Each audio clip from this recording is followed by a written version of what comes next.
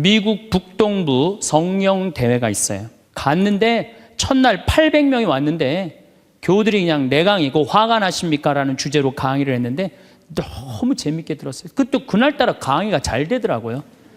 그랬더니 둘째 날에는 막 사람들이 전화를 막 한 거야. 야, 한국에서 조그만 신부가 왔는데 너무 재밌다. 그래갖고 둘째 날은 1200명이 늘은 거예요. 그런데 성령대 19년 활동한 늘어난 적이 처음이라는 거예요. 그런데 점점 나는 불안한 거예요. 점점 성령대 하이라이트를 향해서 가는 거야. 성령대 하이라이트는 뭐냐면 치유의 안수의 절이야. 점점 불안한 거야, 이거. 아니, 내 손에서는 아무것도 안 나오는데 이제 아무 능력 없는 거 탈로가 나게 생긴 거야. 그런데 그때 같이 갔던 신부님이 청주교구 박효철 베네딕토 신부님이라고 있으세요. 전국 성령 지도 신부님이세요. 근데 그분은 내가 뵈니까 치유의 은사가 있어요. 그러니까 나는 말씀의 은사가 있지만 그분은 치유 은사가 분명히 있는 분이야. 그래서 나한테 오지 말고 박신부님한테 가라. 그것도 나하고 본명도 같아. 베네딕토. 박신부님한테 가라. 그리고 난 도망갔어요, 사실은. 그런데 그 예절을 저 강당 뒤에서 보는데요, 정말 은혜롭더라고요. 나는 죽었다 깨어나도 그렇게 못해요. 근데 그때 200명이 났어요. 정말로 내가 다음에 갔는데도 그때 치유됐다는 사람 너무 많이 만났어요. 그건 하느님의 성령 특별한 은혜가 있었던 거지. 그래갖고 이제 박 신부님 덕분에 내가 잘 마치고 이제 한국에 이제 돌아왔어요. 2010년이 됐는데 미국 북동부 성령대에서 또 전화가 왔어요. 올해 또 와달라는 거예요. 내가 화를 냈어요. 왜 자꾸 날 부르느냐. 그거 부담스럽거든요. 굉장히 큰 대회니까. 아니, 내 손에서 아무것도 안 나온다는데 왜 자꾸 부르느냐. 좀 이 손에서 능력 나오는 신부님들 불러라. 그랬더니 그 교우들이 위원들이 하는 말이 신부님 걱정하지 말라고. 신부님은 손에서 안 나오는 대신 입에서 나오니까 걱정하지 말라고.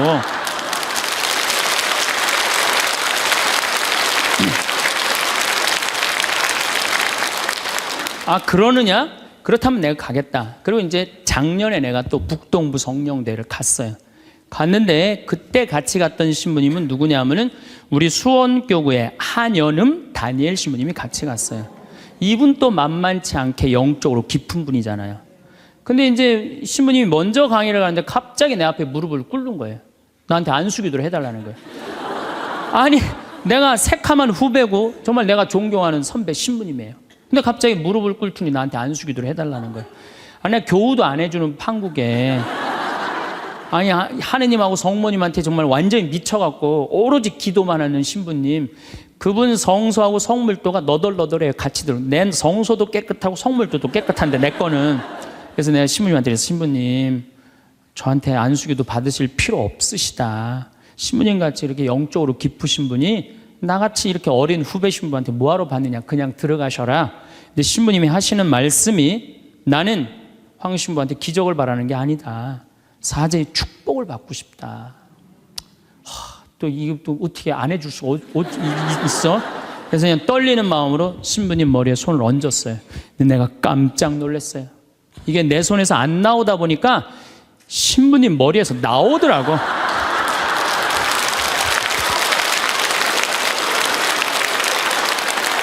아니, 정말로 성령의 기운이 느껴지는 거예요. 정말로.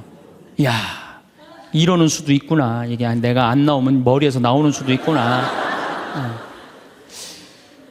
하지만은 우리가 하느님을요, 골 아프면 골 고쳐주고, 머리 아프면 머리 고쳐주고, 무릎 아프면 무릎 고쳐주고, 허리 아프면 허리 고쳐주는 분이 아니에요. 하느님은요, 찬양 받으실 분이에요. 하느님은 영광 받으실 분이에요. 하느님 우리 심부름꾼 아니에요. 그것도 돈이나 많이 주면서 시키면 내가 몰라. 달랑 1,000원 주면서 뭘 그렇게 많이 시켜. 그러니까 자꾸 간구 기도를 하다 보면 어떤 유혹에 빠지느냐 하면은 여기가 아닌가 봐. 천군 보살한테 가는 거예요. 그래서 천주교 교우들이요, 전보로 많이 다니는 거예요. 그래서 제가 꼭 성령 기도에 가면은요, 제일 당황스러운 게 그거예요. 내가 성령 기도에 가면은 할머니들이 신부님 골이 아파요, 무릎이 아파요, 허리가 아파요, 안수기도 해달라는 거예요. 근데 저는 신부 될 때 이 제단에 엎드려서 하느님한테 2가지를 청했어요. 하나는 강론 잘하게 해달라고. 근데 정말 저는 누워서 그렇게 기도했어요. 왜 제가 그 기도를 청했느냐 하면은 저는 초등학교 때부터 발표 때마다 선생님이 제일 먼저 너 일어나서 발표하라고 그랬어요.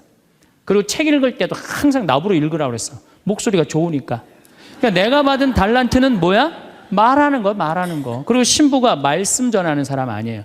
그래서 강론 잘하게 해달라고 내가 정말로 엎드려서 간구했어요. 근데 뭐 1년에 300회, 내일도 여기 전주 중앙성당에 가서 강의하고 또 전주에 있는 중학교에 가서 그 학부형들하고 선생님들한테 강의해. 내일도 전부 단축 수업한대요. 그 선생님들도 강의 들으게 한다고 일반 학교에 가서 강의하는 거예요. 행복론에 대해서. 그러니까 1년에 한 300회 정도 초청 강연 다니니까 이거 소원 들어주셨어요. 난 너무너무 감사해요. 또 내가 글 잘 쓰게 해달라고. 이제까지 책 3권 썼는데 요즘 쓴 거 사는 맛, 사는 멋. 이거 정말로 많은 분들이 행복하다고 참 전화가 많이 와요. 독자들한테. 아니, 나 이 2가지 다 받았어요. 나는 더 이상 하느님한테 원하는 거 없어요. 하느님은요, 각자의 달란트가 다 달라요. 그리고 그냥 집 잘 짓는 신부님들, 또 우리 그냥 전 신부님, 내가 보기엔 사목 너무너무 잘하세요. 그러니까 그 감히 못하는 15년이 지나서 엄두도 못 냈던 저 땅을 사죠. 그러니까 아무나 사는 게 아니에요. 교우가 일치가 되기 때문에 그게 가능한 거죠. 그 다 달란트가 달라요. 근데 내가 받은 달란트는 강론자라고 글 잘 쓰는 거야. 나는 치유의 은사를 받지 않았어요. 근데 그냥 갈 때마다 내가 성령 기도에 갈 때마다 그것도 70, 80 아니 70, 80 썼으면요 골 아파요 당연히요. 무릎 아프고 허리 아파요 당연히. 그걸 그냥 와갖고 하느님이 그냥 신부님이 그냥 허리 아프니까 그냥 안수 좀 해달라고 그러면 그 나요 80년 동안 쓴 거를.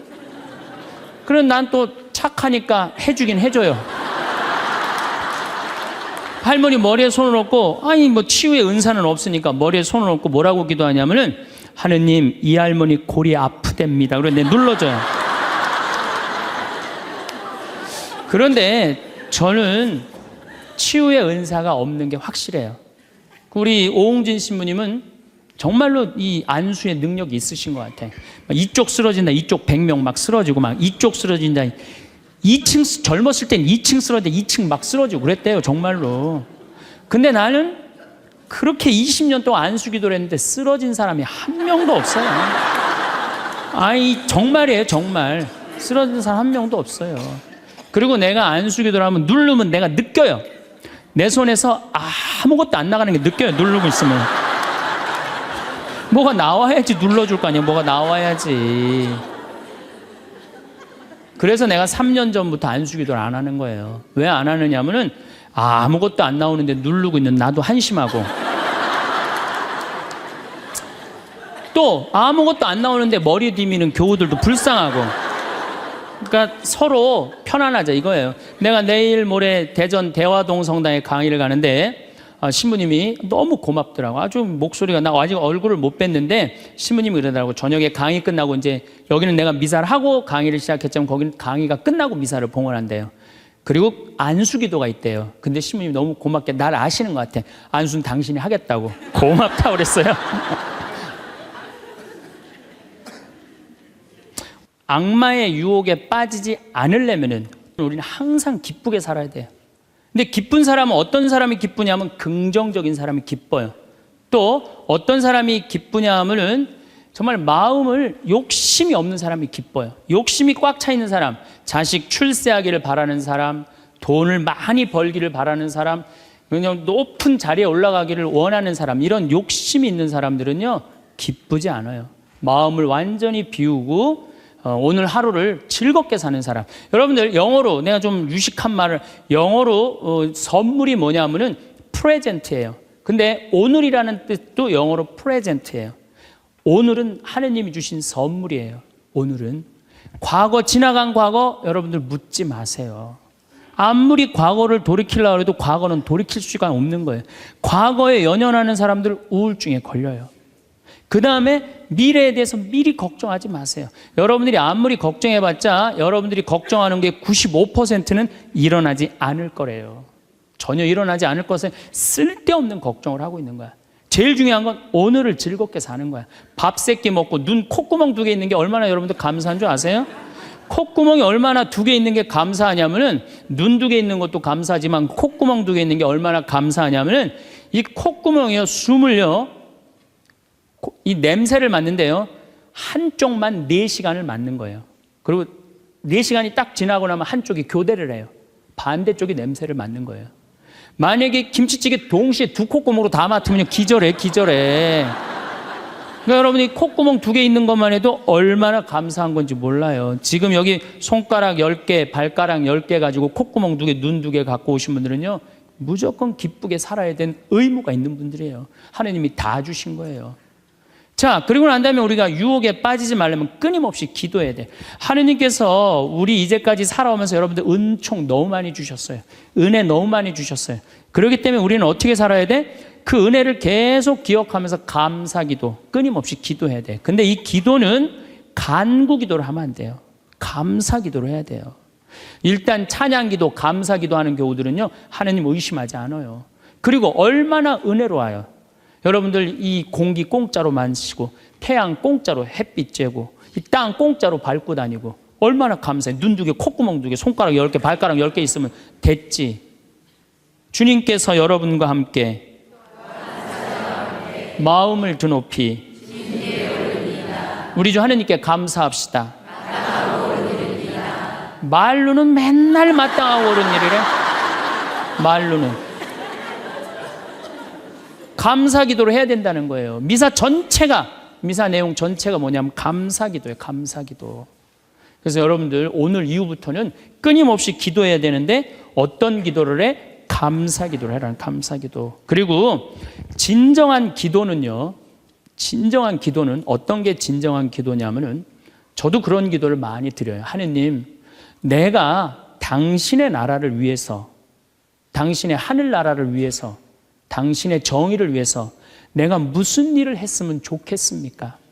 나를 어떻게 당신이 쓰실 생각을 갖고 있습니까? 이렇게 물어볼 때 하느님의 뜻을 헤아릴 수가 있는 거예요. 그러니까 성당에는 하느님 뜻을 실천하려고 나오는 거지, 하느님이 내 뜻을 실천하라고 성당에 나오는 게 절대 아니다. 근데 우리 많은 교우들은 그걸 착각하고 있는 거예요. 예수님도 마태오복음 그 산상설교의 5장, 6장, 7장에 뭐라고 그러셨어요? 주의 기도를 가르쳐 달라고 그러니까 뭐라고 그랬어요? 너희들 기도할 때 많은 말 하지 말아라. 하늘에 계신 우리 아버지 이름이 거룩히 빛나시며 아버지의 나라가 오시며 아버지의 뜻이 뭐라고 그래요? 하늘에서와 같이 땅에서도 이루어지소서. 그렇게 기도하라고 그랬잖아요. 근데 우리는 그냥 성당에 나가고 계속 내 뜻만 계속 어필하는 거예요. 더욱이 여러분들 예수님하고 친해요, 안 친해요?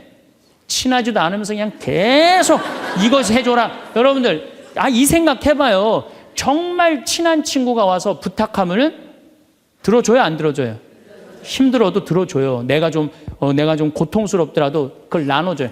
생전 본 적도 없는 친구가 와서 딱 오더니 1,000원 주더니, 야, 내가 정말로 필요한 게 있는데 나 좀 도와줘라. 도와주고 싶어요, 안 도와주고 싶어요?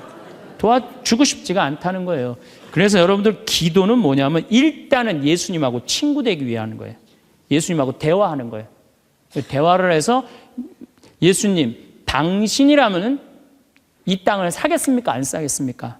당신이라면은 이 지금은 이 무슨 요즘 무슨 그 제2금융권 막 이자 막 100%, 200%, 막 1000% 하는 사람들 있잖아요. 내가 만약에 예수님이랑 과연 그런 걸 할까? 그 사람도 얼마나 고통스러운데. 내가 예수님이라면은 내 아이를 어떻게 키울까? 내가 예수님이라면은 내 남편한테 어떻게 할까? 내가 예수님이라면은 아내한테 어떻게 할까? 내 아내한테 어떻게 할까? 이걸 물어보려고 기도하는 거예요. 그래서 기도라는 것은 간구 기도가 기도가 아니야. 그래서 난 묵주기도, 구일기도 보면 딱 지향 하나 두고 그냥 기립다 기도하는데 난 정말로 마음이 아파요. 묵주기도는, 저는 요즘 묵주기도 드릴 때, 오늘도 내가 묵주기도 5단을 바치면서 연옥에 있는 영혼들 구원해달라고 기도했어요.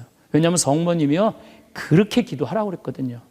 우리 그냥 계속 연옥을 위한 기도, 그 다음에 터키에서 지금 고통받는 사람들, 이런 정말 죄인들, 이런 사람들은 생전 기도하지 않고 그냥 대학 입시, 그냥 수능 잘 보게 해주고, 그냥 당 팔리게 해주고, 애 생기고 해주고, 이런 기도는 자꾸 하느님하고 멀어질 수도 있다는 얘기예요. 그걸 다 들어주지 않으세요, 하느님이. 어떻게 다 들어줘요? 내가 할 일이 있는 거지. 또 기도는 예수님의 말씀을 음미할 때 기도가 즐거워요. 예수님 묵상할 게 너무 많지 않아요? 예수님에 대해서 나는 예수님 말씀 중에 내 눈 속에 있는 들보는 보지 못하면서 남의 눈에 있는 티끌을 빼주려고 그러느냐. 자기 눈에는 들보는 못 보고 남의 눈에 티끌. 이거 내가 살아오면서 나도 그렇겠지만은 정말로 많이 봐요, 우리가.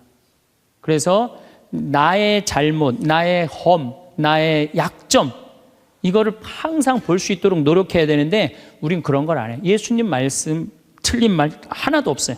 사람이 안식을 위해서 있는 것이 아니라 안식일이 사람을 위해서 있는 것이다. 이것도 얼마나 멋있어요. 예수님이 과연 어떤 의미에서 이런 말씀을 했는가. 참 묵상할 거리가 너무 많죠. 또 너희들 무엇을 먹을까, 무엇을 입을까, 무엇을 마실까 걱정하지 말아라. 하늘에 나는 새도 다 먹여줄 거다. 그리고 내일을 걱정하지 마라. 내일 걱정은 내일이 할 것이다. 그날 고생은 그날로 충분하다. 여러분들 오늘 하루 종일 일하고 여기 오신 분들 많으시죠? 얼마나 피곤해.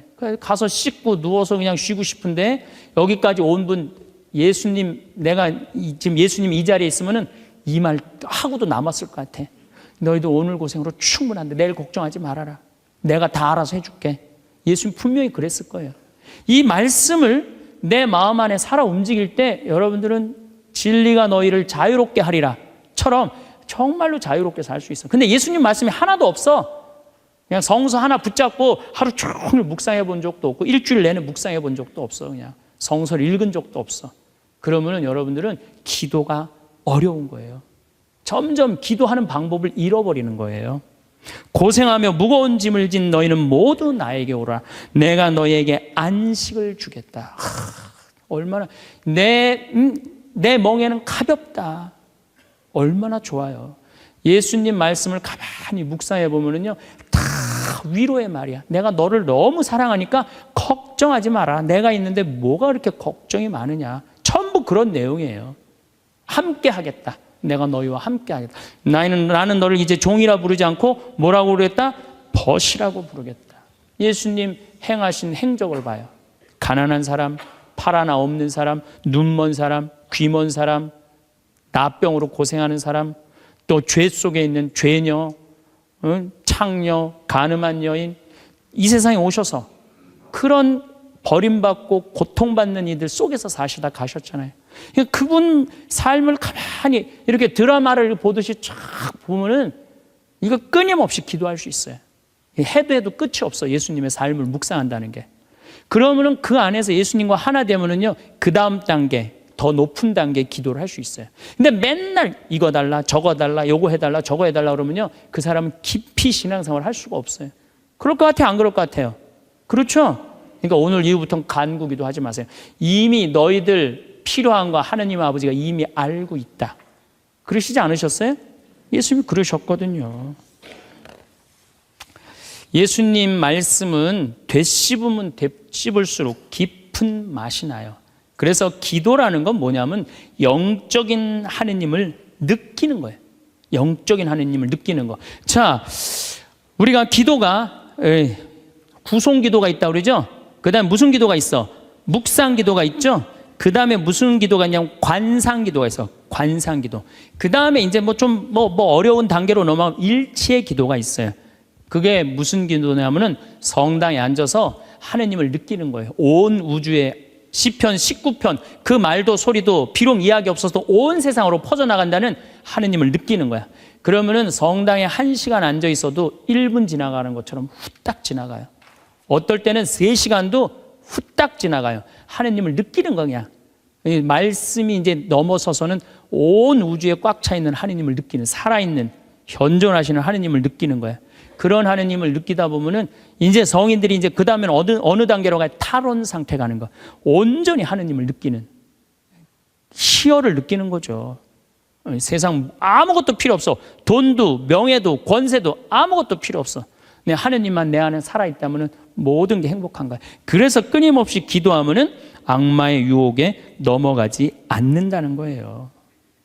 그래서 여러분들은 이제 제가 제일 걱정인 게 50살 되신 분들 60년 남았어요. 아니 어제 발표 나왔잖아요. 2040년에 평균 연령이 몇 세라고? 90살이에요. 그럼 여러분들 지금 50살 되신 분들 2040년이면 몇 살이냐 하면은 80살이에요. 80살이면 그때 가면은 또 늘어날 것 같아요? 안 늘어날 것 같아요? 또 늘어나요. 그래서 110살이에요. 그러면은 남은 60년 동안 내가 영적인 인간으로 살 거냐, 육적인 인간으로 살 거냐, 늙어서 어떻게 할 거야? 힘도 없는데 기도라도 열심히 해야지.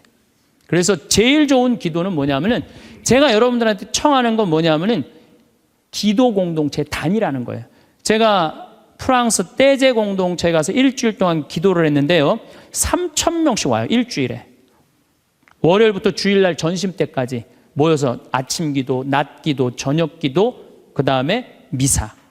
똑같아 일주일 내내. 그런데 성당에 다니든 안 다니든 3,000명. 많이 올 땐 여름엔 3만 명이 와요. 근데 우리나라는 아직 그런 데가 없어. 일주일 내내 모여서 기도하는 데가 없어. 그래서 내가 이제 평창을 이제 내년부터 이제 시작을 할 거예요. 그래서 토요일 날 저녁에는 또 우리 부관장 신부님이 너무 노래를 예쁘게 잘해. 그래서 이제 떼제 기도를 시작을 했어요. 그래서 이제 기도하는 그런 공동체를 만들어서 여러분들도 삶에 지쳤을 때 와서 일주일 동안 60살쯤 돼갖고 일주일 정도 와서 기도하고 가면 얼마나 좋겠어요. 그렇죠? 그러니까 그런 공동체를 많이 믿는 사람들이라면 찾아다니라는 거예요. 영적인 세상을 위해서 시간을 투자하고 마음을 투자하라는 거죠. 그래서 신부님 끊임없이 기도하는데 제일 좋은 게 뭡니까? 미사 참여예요. 첫 번째 좋은 건 미사 참여. 미사 참여 1년 내내 평일 미사 다니시는 분들은요 말할 수 없는 마음 안에 기쁨이 있어요. 1년 내내 미사 안 빠지시는 분들 제가 말씀드리는 거 무슨 말인지 아시죠? 그 시간이 얼마나 좋아. 조용하고 이 성당 안이 얼마나 세상하고 완전히 단절된 거 아니야. 그 시간만은. 그리고 예수님하고 하나 되는 시간이잖아요. 그래서 아무리 힘들어도 직장 끝나고 난 다음에 가방 들고 와서 미사 참여하고 가는 사람들, 이 사람들은 제일 행복한 사람들이에요. 그래서 미사야말로 가장 완벽한 기도다. 그래서 여러분들 주일 미사 말할 것도 없고 평일 미사 시간 내서 오시면요 하느님께서 이끌어 주셔요. 그 다음에 두 번째 끊임없이 기도하는 방법 중에 하나는 성서 읽는 거야.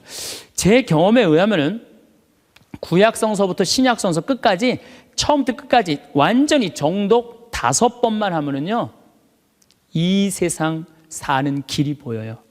하느님의 섭리가 역사하심이 보여요. 그리고 어떻게 살아야 되는지 정말 마음에 진리가 흘러 넘쳐요. 그래서 성서를 읽어라. 성서를 정독을 해라. 맨날 그냥 불굴의 며느리 뭐 이웃 우리 집 여자들 이런 거 보지 마시고 그 시간에 성서를 성서 안에는 보물이 꽉 차 있어요. 그래서 성서를 적어도 5번 정도 정독을 해라. 5번. 자, 그 다음에 5번 정독을 했으면 그 다음에 할 일이 있어요. 기도 중에 정말 좋은 기도는 성지순례. 성지순례. 제가 지금 성지순례를 2년에 한 번씩 매년 정기적으로 가요. 그런데 예루살렘에 가보니까요 예수님의 발자국이 느껴져요. 예루살렘에 가보니까. 그리고 갈릴레아 가보니까 물고기가 밤에 얼마나 튀는지 예수님 밤새 제자들이 물고기 잡는 거 보면서 참 물고기 저쪽에서 튀는데 이쪽에서 막 한 것 같아 보니까 그냥 예수님이 그 2000년 전에 행하셨던 말씀 그게 다 살아 움직이는 거예요. 이집트에 가서 출애굽 경로를 밟아서 시나이산 꼭대기 모세가 십계 받으러 갔는데 올라가 보고 예루살렘에 내가 들어갈 때 이스라엘 백성이 얼마나 기뻤을까 느껴져요. 사도 바오로가 예수님 이제 다마스커스에서 회개하고 난 다음에 이 그리스 터키 이거 전부 교회 세우러 7개 필라델피아 교회 이런 교회들 전부 다 세우러 가는데 지난 2월 달에 갔다 왔거든요. 그냥 예수님이 그냥 막연하게 멀리 느껴지는 게 아니라 예수님이 살아 움직이는 거예요. 그래서 여러분들 성지순례 참 중요한 거. 물론 우리나라 안에도 좋은 성지들이 너무 많아요. 우리 성인들이 얼마나 예수님을 사랑했는지. 그러니까 시간 되면은 돈 모아서 제일 남는 거 가장 적은 돈으로 가장 최고의 효과를 낼 수 있는 건 성지순례. 그래서 예루살렘 한 번은 갔다 오라는 거예요. 예루살렘. 나는 아직까지 하느님 20년 30년 믿으면서 예루살렘, 베틀레헴, 나자렛, 한 번도 아직 갔다 온 적이 없다. 한번 손 들어보세요. 내가 절대 욕 안 할 테니까 한번 손 들어보세요. 손 들어. 한 번도 안 갔다 왔다. 손 들어보세요. 자, 이 사람들 이거 회개해야 되는 사람들이에요. 자, 여러분들 이 세상에 한 번 오셨어. 내가 하느님을 믿어. 하느님을 믿는데 예수님이 활동하고 가신데 한 번 좀 가보고 싶지 않아요? 그럼 지금부터 개 모으세요. 개 모으셔갖고 나는 우리 뭐 여의도 순복음교회가 한 번 거기 성주순례를 갔는데 몇 명이 한 3,000명이 갔다. 3,000명. 3,000명이. 여러분들도 우리 능평성당 내가 있을 때 어른들 700명 갔잖아요. 한번 한 2년 개 모아갖고 우리 전 신부님이랑 한번 1,000명 한번 쫙 한번 가봐요. 그럼 아마 일생 일대 너무 은혜를 많이 받을 거예요. 그 은혜는 마치 이스라엘 백성이 에집트를 뭐 200만 명이 뭐 200명 그건 뻥이겠지만은 어쨌든 하여튼 가듯이 그런 뜨거움을 아마 느끼실 거예요. 저는 그래서 우리가 끊임없이 기도하는데 정말 좋은 거는 성지순례다. 돈 모아서 성지순례 가라. 다시 한번 말씀드리지만 재물은 쓴 것만 재물이에요. 쓴 것만 내 재물이에요. 제가 지난번에 산호세 강의를 갔는데 나를 비행장에 데려다 준 자매가 하나 있어요. 친구가 5억을 떼어먹고 갔대요. 재산이 싹 날아갔대요. 근데 유일하게 자기가 아깝지 않았던 거, 성지순례 간 것만 아깝지 않더래요. 그거 갔다 오기를 얼마나 잘했는지 성지순례 때마다 갔다 온 게 그것만 자기 마음 안에 살아 움직이더래요. 여러분들도 나중에 이 돈 저 돈 떼어먹고 땅 치고 통곡하지 말고 미리 지금 돈 모아서 성지순례 갔다 오십시오. 그리고 묵주기도 우리가 가장 쉽게 할 수 있는 기도예요. 누워서도 할 수 있고 뭐 반신욕하면서도 할 수 있고 걸어가면서도 할 수 있고 묵주기도도 성모님 말씀대로 죄인들의 회개를 위해서 영혼들의 고통 덜어주기 위해서 그 기도가 저는 묵주기도 중에 가장 아름다운 기도라고 생각을 해요. 그래서 우리의 기도를 불쌍한 영혼들이 많이 기다리고 있으니까 그런 지향을 두고 그냥 수능 잘 보게 해주고 애 생기게 해주고 월세 나가게 해주고 땅 팔리게 해주고 그런 기도하지 마시고 이렇게 끊임없이 기도하는 사람은요 악마의 유혹에 빠질 시간이 있겠어요 없겠어요? 당연히 없어요. 당연히. 자, 그 다음에 어떤 처지에서든 감사하여라. 감사하는 사람 또 유혹에 안 빠져요. 여러분들 북한에서 안 태어나고 남한에서 태어난 거 감사해요 안 감사해요? 북한은요 정말로 굶어 죽어요. 굶어 죽어요. 평양 근교만 빼놓고 나머지는 다 굶어 죽는다고 보시면 돼요. 이제 겨울이 시작되면은요 이 사람들 뗄감이 없어요. 석유 석탄이 없기 때문에. 그래서 산에 나무 잘라다가 또 해요. 그리고 어떤 집은 작년에는요 그 뗄감조차도 없어서 밥도 못 해갖고 그대로 얼어 죽은 사람들도 많다는 거예요. 근데 우리는 얼마나 잘 먹고 잘 살아요. 감사해요 안 감사해요? 감사해요. 여러분들 후쿠시마에서 안 태어나고 대한민국에서 태어난 거 감사해 안 감사해? 이거 여러분들 깊이 묵상해야 돼요. 왜냐하면 일본은 1년에 지진이 5,000번 일어나요. 5,000번. 하루에 15번 일어나요. 더 놀라운 거는 이번 12월 1월 달에 지진이 또 일어난다는 게 지금 감지가 된다는 거예요. 일어날지 안 일어날지 모르겠지만은 일본 사람들은요 너무 불안한 거예요. 근데 우리나라는 지진이 1년에 몇 번 일어나는 줄 아세요? 15번 정도 일어나요. 근데 이 중에 지진의 강도가 2.7에서 3.2예요. 보통 일어나는지 안 일어나는지도 모를 정도예요. 근데 일본은 막 일어나면 4.0만 넘어가면요 정말 천둥 소리 얼마나 불안한지 몰라요. 나는 그걸 경험을 했어요. 지진이라는 게 무시무시해요. 근데 우리는 아무런 그런 게 없이 살잖아요. 이번에 이 터키 지진 일어났죠? 지진 일어났는데 여진이라고 그래요. 한 번 꽝 하고 난 다음에 계속 흔들리는 게 1,500번 일어나는 거. 1,500번. 근데 우리는 얼마나 행복한 나라에서 살아. 그런데 왜 자살률이 세계 1위냔 말이야. 국민들이 욕심이 많아서 욕심이. 이유는 딱 한 가지예요. 욕심이 너무 많아요. 대한민국 사람들 이 정도면 잘 사는데 왜 이렇게 욕심이 많은지 모르겠어요. 여러분들 그 한국처럼 잘 먹고 잘 사는 나라가 없어요. 여러분들 이탈리아라는 나라 잘 살아 못 살아요? 잘 살죠? 그런데 이탈리아가 우리나라가 경제력은 세계 13위지만은 소비 지수는 7위예요. 7위. 정말 잘 먹고 잘 사는 나라가 우리예요. 내가 뭐 예전에 방송에도 한번 말씀드렸지만 우리나라 갈비집에 가보면요, 진짜 잘 먹어요. 갈비 막 먹으러 가면은요, 막 이렇게 한 상 반찬 나와요. 그냥 계란찜, 그 다음에 무슨 뭐 단호박 삶은 거, 메추리알, 뭐 그 다음에 무슨 뭐 사라다, 무슨 야채 사라다, 국물 김치, 뭐 별게 다 나와요. 그 다음에 파랑 국수 말아서 나와요. 그리고 4명이 가면 4인분 시켜요. 4인분 시키면 그냥 배가 빵빵해. 한국 사람들은 배 빵빵하면 안 돼. 갈비집에 가고 배 터질 때까지 먹어야 되냐. 2인분 더 시켜요. 더 시켜서 먹고 난 다음에 그래도 우린 분이 안 풀려. 그냥 아줌마가 하나 쓱 나와서 이렇게 물어봐요. 냉면을 먹을래? 된장찌개를 먹을래? 그냥 그거 먹고 커피 공짜로 먹는 나라가 어디 있어요? 잘 먹어요. 횟집도 마찬가지예요. 횟집도 일본에 갖고 내가 회 정식 시켰는데 회가 딱 2점 나왔어요. 이게 맛백인가 보다 그러고 홀딱 먹었어요. 아무리 기다려도 회가 안 나와요. 왜 안 나오냐니까 그게 다라는 거예요. 근데 우리나라는 횟집에 가면 뭐부터 나와? 씻기다시 나오죠? 개불, 멍게, 해삼, 전복, 낙지, 꽁치 소금에 구운 거, 미역국, 조개탕, 별게 다 나와요. 그리고 그냥 또 회가 나오면 그냥 한 50점 나와요. 배는 꽉 찼는데 50점이 또 나와. 어떻게? 먹는 방법이 있어요. 상추에다가 회를 올려요. 그 다음에 마늘하고 고추하고 된장을 찍어갖고 상추를 동그랗게 말아요. 그 다음에 목구멍으로 밀어 넣는 거예요. 보면 계속 목구멍까지 찼어. 그래도 분이 안 풀려. 어떻게 하느냐면은 매운탕 또 시켜 밥 한 그릇 또 해갖고. 그런데도 왜 자살률이 세계 1위냔 말이에요. 욕심이 너무 많아서 그래요. 이 정도면 잘 살지 않아요? 이 정도면 잘 살지 않아요?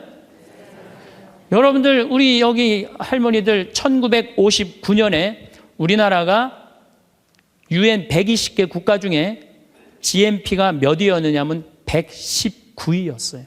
1959년에. 꼴등이야, 꼴등.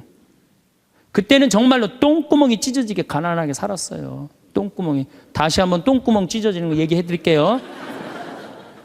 9월에 추수하면 2월에 먹을 게 떨어져요. 보리는 5월에 피는데. 그러면 그냥 무슨 칡해서 먹고 쑥해서 먹고, 그것도 안 되면 4월 달에 소나무 속껍질 벗겨요. 햇빛에 말려갖고 갈아갖고 쌀은 요만큼, 소나무 껍질은 이만큼.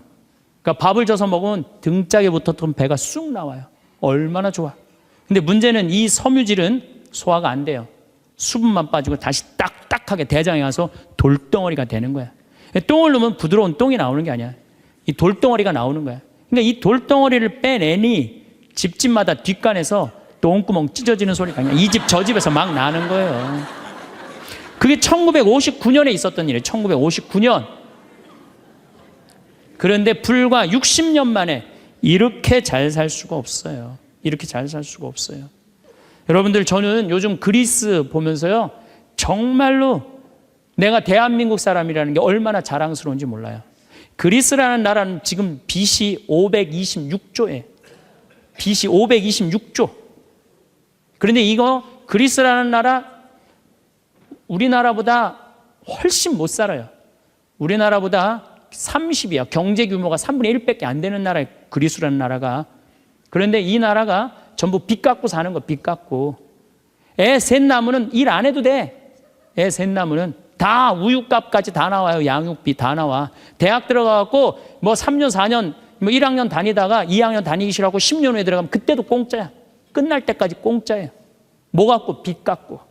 그래갖고 좀 이제 이 빚이 이렇게 나라 빚이 많으니 허리띠 좀 졸라 매자 그랬더니 내 연금은 못 깎는다. 맨날 데모하는 거예요. 그 다음에 막 정부 기관에 그냥 저기 막 전기 끊고. 그게 저러고 있는 거예요. 지금 아직도. 근데 우리나라는 1997년에 IMF 터졌을 때 어땠어요? 국민들이 전부 뭐 했어요? 금 모았잖아요. 금.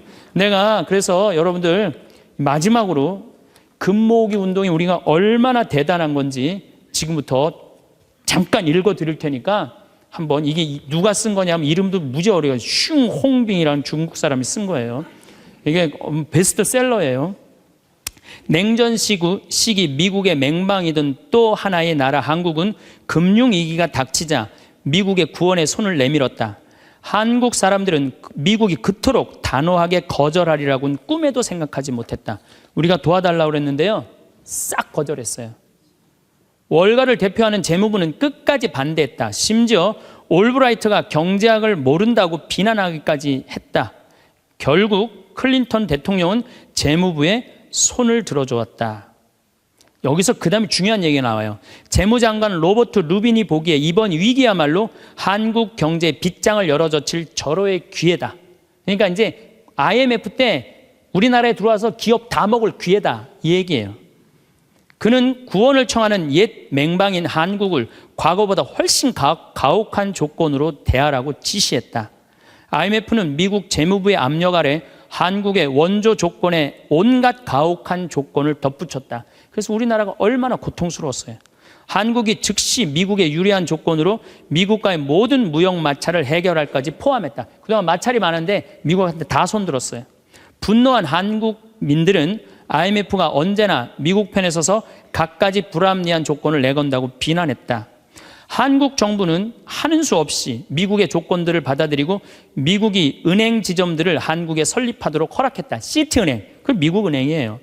외국 기업들이 보유할 수 있는 상장회사의 지분은 원래는 26%나 이 운영권을 못 갖고 있었는데 그때 50% 상향 조절했어요. 외국인이 개인이 소유할 수 있는 기업의 주식 지분은 7%에서 50%로 늘어났어요. 그래갖고 외환은행 전부 다 론스타한테 뺏긴 거죠. 한국 기업은 반드시 국제회계의 원칙에 따라 했으며 금융기관은 국제회계사무소의 회계 감사를 받아야 했다. 참. 그러나 국제금융재벌들은 한국의 강한 민족성들을 너무 얕잡아 보았다. 한국의 협의를 체결하기만 하면 당장이라도 몰려들어 사냥감을 물어 뜯을 판이었다. 우리나라 현대, 삼성 다 먹을 판이었다는 얘기예요.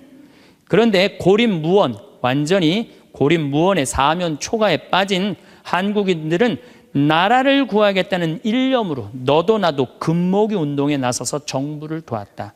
이때 금모은 게 21억 달러예요. 한국에 돈 한 푼도 없었을 때.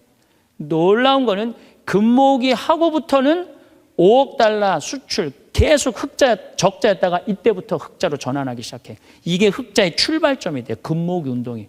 그래서 이걸 극복한 나라예요. 서양의 기업들은 한국 대기업을 거의 하나도 사들이지 못했다. 한국 경제는 가장 어려웠던 1998년 여름의 악몽에서 완전히 빠져나올 수 있도록 수출을 빠르게 회복했다. 금모기 운동부터 그랬다는 거예요. 국제금융재벌들과 미국 재무부는 공연히 헛물만 켜다가 만셈이 되었다. 뿐만 아니라 한국으로 하여금 정부가 경제를 주도할 절대적인 필요성을 확실히 깨닫게 해줬다.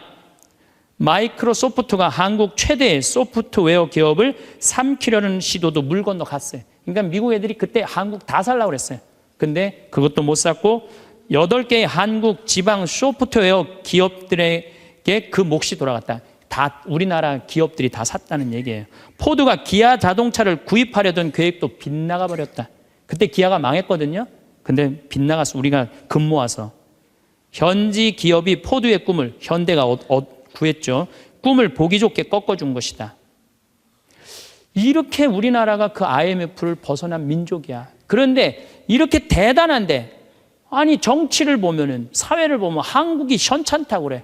내가 보기에는 한국이 대단한데 얼마나 대단해. 그리스하고 우리나라하고 정반대 아니에요. 그래서 이 IMF를 넘어서서 지금 이렇게 우리가 전 세계가 지금 금융위기를 겪고 있잖아요. 지금 그리스, 이탈리아, 스페인, 프랑스 다 무너지고 있잖아요. 근데 우리나라는 아직도 경쟁력이 있다는 거예요. 이렇게 대단한 사람들이 모여 살아갖고 우리나라 이름이 대한민국이에요.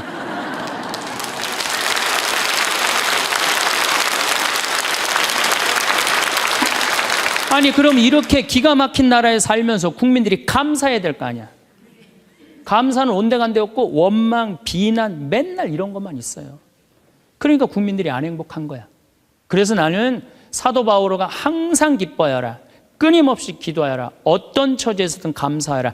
이것이 우리 주 예수 그리스도를 통하여 드러내신 하느님 아버지의 뜻이다. 그러니까 여러분들 신앙생활하는 사람은요. 어떻게 해야 돼? 항상 기뻐하고 끊임없이 기도하고 어떤 처지에서든 감사해야 되는데 대한민국 처지는 괜찮다. 나머지 왜 괜찮은지는 다음 시간에 제가 또 이어서 강의를 하도록 하겠습니다. 감사합니다. 많은 사람들이 행복을 찾기 위해 밖으로 눈을 돌립니다. 더 많은 돈을 벌면 행복할 것이라고 생각하고 더 큰 집에 살면 만족할 것이라고 여깁니다. 사람들의 인정을 받으면 기쁠 것이라고 믿고 남들보다 앞서면 평안할 것이라고 착각합니다. 하지만 이런 외부적인 조건들로 얻는 만족감은 참으로 짧습니다. 마치 사막의 신기루처럼 가까이 다가가면 사라져버리고 맙니다.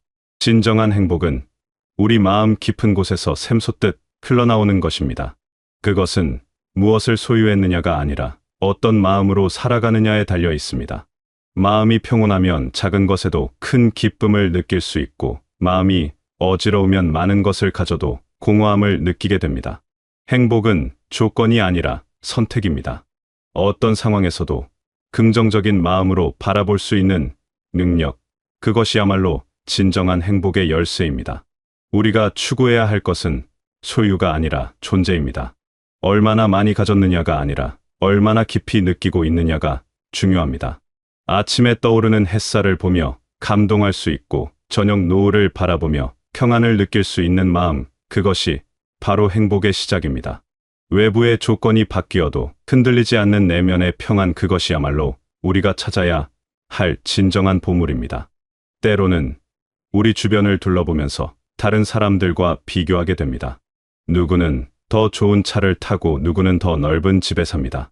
누구는 더 화려한 옷을 입고 누구는 더 많은 사람들에게 인정받습니다.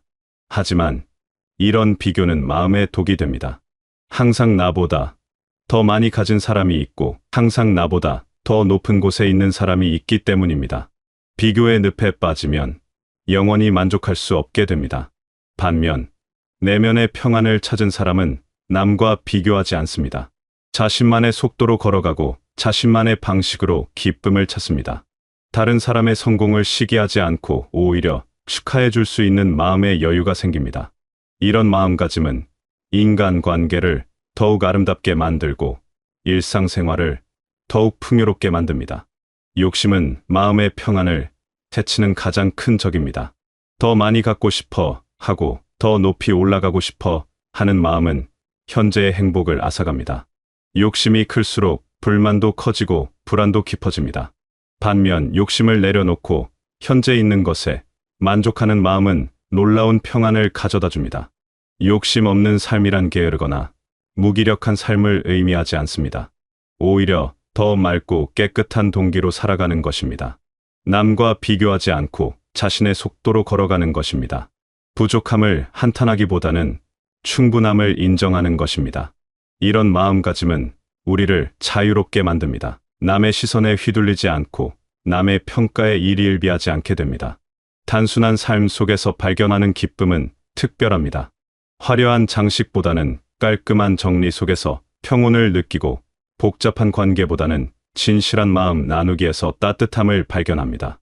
많이 먹는 것보다는 맛있게 먹는 것을 중요하게 여기고 바쁘게 돌아다니는 것보다는 천천히 음미하며 걷는 것을 소중하게 생각합니다. 욕심을 내려놓는다는 것은 포기가 아닌 선택입니다. 정말 소중한 것을 위해 덜 중요한 것들을 놓아주는 지혜입니다. 이런 선택을 통해 우리는 진정으로 가치 있는 것들에 집중할 수 있게 됩니다. 그리고 그 안에서 깊이 있는 만족감을 발견하게 됩니다. 욕심이 줄어들수록 자연스럽게 마음도 가벼워집니다. 무거운 짐을 내려놓은 것처럼 발걸음이 경쾌해지고 표정이 밝아집니다. 항상 부족함을 느끼며 살던 마음이 이제는 충분함을 느끼며 살게 됩니다. 이런 변화는 단순히 개인적인 것에 그치지 않습니다.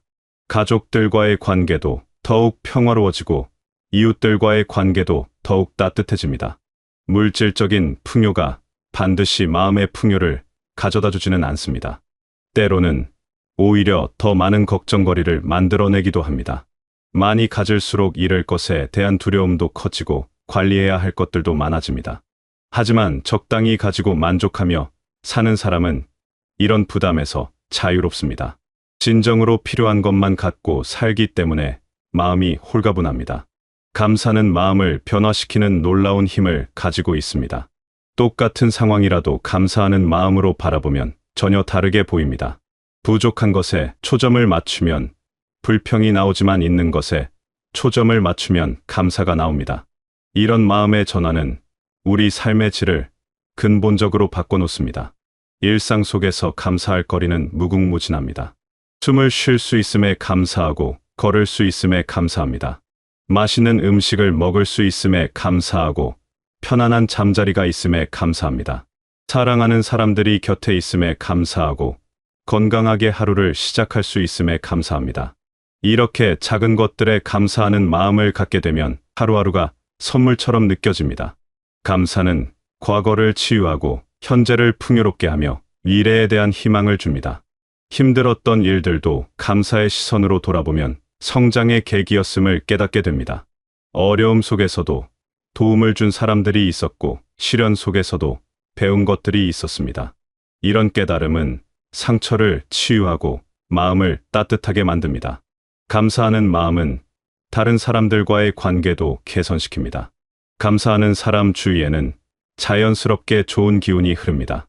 불평과 원망 대신 감사와 격려가 있으면 모든 관계가 아름다워집니다. 가족들과의 관계도 이웃들과의 관계도 더욱 따뜻해집니다.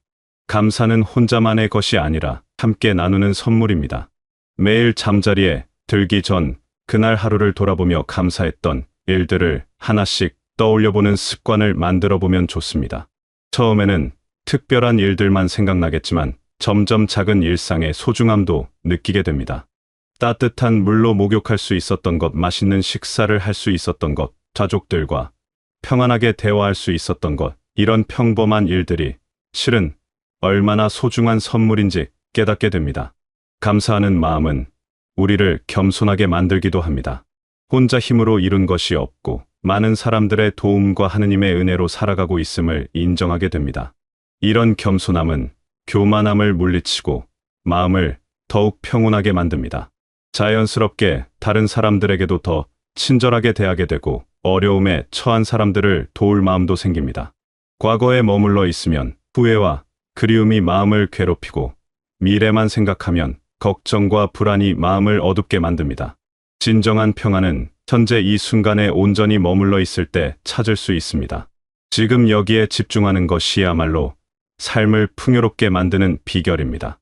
현재를 산다는 것은 지금 하고 있는 일에 온전히 몰입하는 것입니다. 밥을 먹을 때는 밥맛에 집중하고 걸을 때는 걷는 느낌에 집중합니다. 가족과 대화할 때는 그 순간에 온전히 함께하고 혼자 있을 때는 고요함을 깊이 느낍니다. 이런 집중은 일상을 특별하게 만듭니다. 과거의 실수나 후회가 마음을 무겁게 할 때가 있습니다. 하지만 과거는 이미 지나간 일이고 우리가 바꿀 수 없는 영역입니다. 과거에서 배울 것은 배우되 거기에 매여 있을 필요는 없습니다. 과거의 아픔도 현재의 지혜가 되고 과거의 실수도 현재의 성숙함이 됩니다. 중요한 것은 과거의 경험을 통해 더 나은 현재를 만드는 것입니다. 미래에 대한 걱정도 마찬가지입니다. 미래는 아직 오지 않았고 우리가 완전히 통제할 수 없는 영역입니다. 물론 미래를 위한 준비는 필요하지만 걱정으로 현재를 망칠 필요는 없습니다. 현재를 충실히 살면 자연스럽게 좋은 미래가 만들어집니다. 오늘을 잘 살면 내일도 잘 살 수 있게 됩니다. 현재 순간의 소중함을 깨닫게 되면 매 순간이 기적처럼 느껴집니다. 바람이 불어오는 것도, 새가 지저귀는 것도 모든 것이 새롭고 아름답게 보입니다. 이런 깨어있는 의식으로 살 때 삶은 단순한 시간의 흐름이 아니라 의미 있는 순간들의 연속이 됩니다. 현재에 집중하는 연습을 해보면 좋습니다.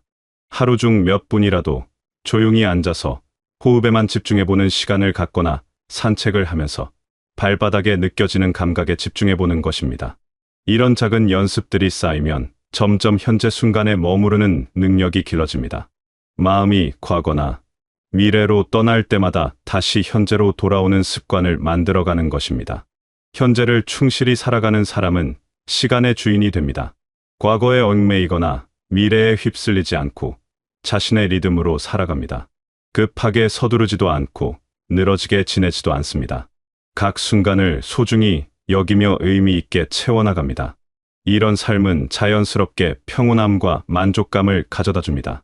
이 인생을 살다 보면 다양한 유혹과 어려움을 만나게 됩니다. 때로는 마음이 흔들리고 때로는 길을 잃은 것 같기도 합니다. 이럴 때 우리를 지켜주는 것은 바로 내면의 기쁨입니다. 마음속에 기쁨이 있으면 어떤 유혹도 이겨낼 수 있고 어떤 어려움도 극복할 수 있습니다. 기쁨은 단순한 즐거움과는 다릅니다. 즐거움은 외부 조건에 따라왔다가 사라지지만 기쁨은 마음 깊은 곳에서 샘솟는 평안입니다. 이런 기쁨은 어떤 상황에서도 우리를 든든히 지켜줍니다. 슬플 때도 기쁨이 있으면 절망하지 않고 어려울 때도 기쁨이 있으면 포기하지 않습니다. 하느님과의 관계는 이런 기쁨의 가장 깊은 원천입니다.